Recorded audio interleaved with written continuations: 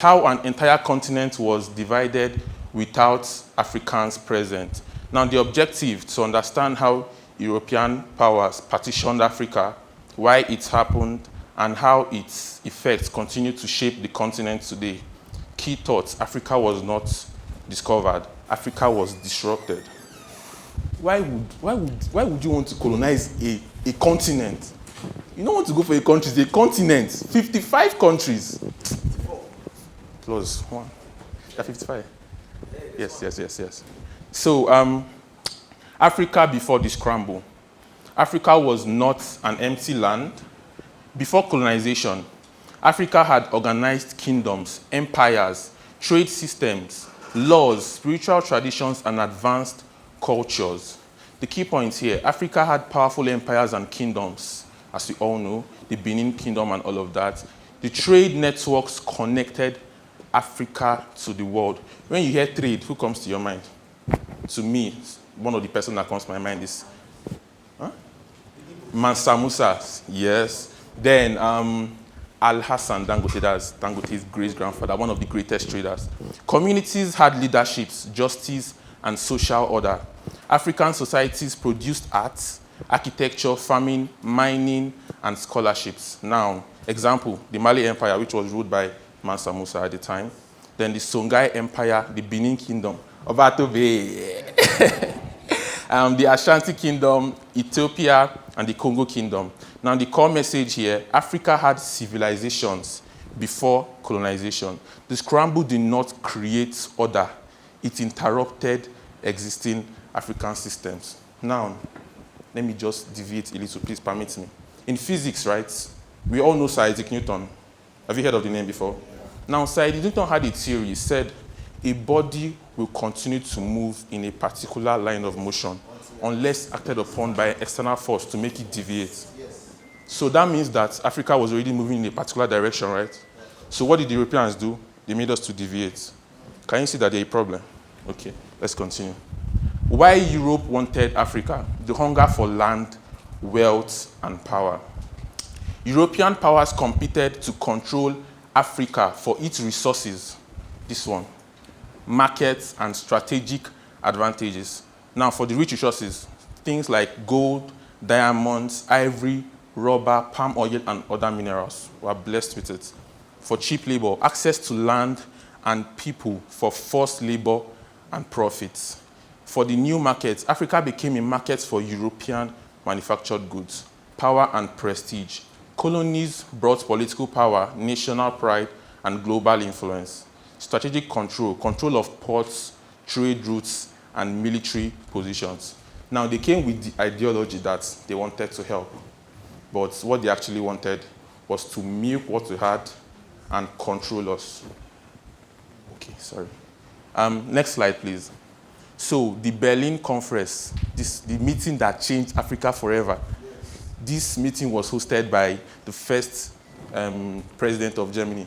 If I see that man today, chai.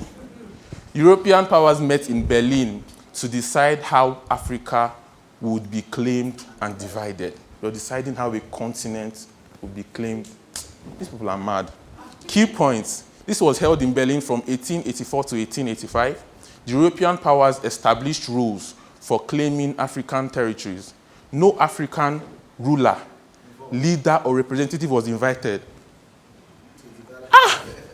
Africa was divided according to European interests. Core message: Africa's future was decided without Africans at the table. How is that possible? Is it normal? Sir, is it normal? It isn't, right? Ramat, is it normal? Okay, thank you very much. You're on the same side with me. Please, next slide. Artificial borders, lines across people's lives. Europe drew borders that ignored African identity.